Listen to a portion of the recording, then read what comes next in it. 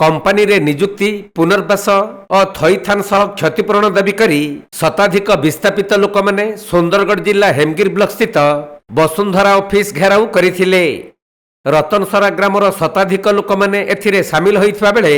एक विराट रैली रे आसी अतिरिक्त जिलापालक उद्देश्य रे वसुंधरार नोडाल ऑफिसरक जरिया रे 5 दफा दाबीपत्र प्रदान करिसंदी। 3 नंबर हला सर जे जमी और क्षतिपूरण एमसीएल कोर्ट के जाई छे।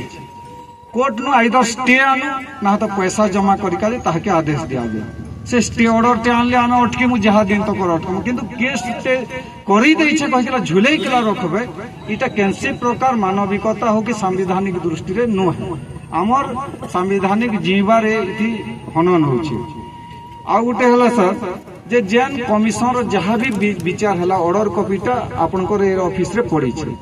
एमसीएल के कहन प्रत्येक परिवार के से कॉपी गुटे गुटे जहार जेनटा ऑर्डर सीट अच्छे दे दिया जाए से माने देखबे कहार कटी जाई छे नियासी जानबे से अनुसार से माने ऊपर केन कोर्ट के जेई पारबे कि काना करबे। तबे सुप्रीम कोर्ट आदेश अनुसार एमसीएल कंपनी रे निजुक्ति पुनर्वास और थईथान सहित समस्त क्षतिपूरण पई कंपनी को निर्देश होइथिला हेले ताहा कार्यकारी हेउ नथबा अभियोग आनी शह शह ग्रामवासी माने वसुंधरा ऑफिस घेराव करिबा सह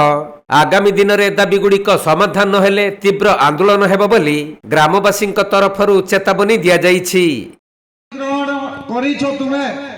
एमसीएल हमर जमी के नहीं जाइछे जदि अलगा केनसी कंपनी हमर गां के आसबा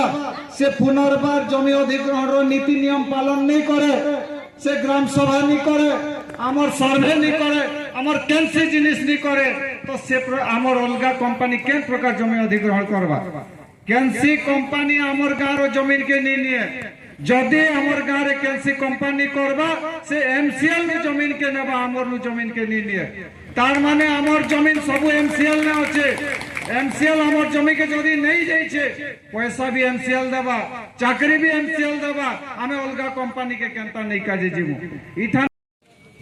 सुंदरगढ़ जिल्लारू चैतन्य पटेलंक रिपोर्ट कुणर क्लाइव।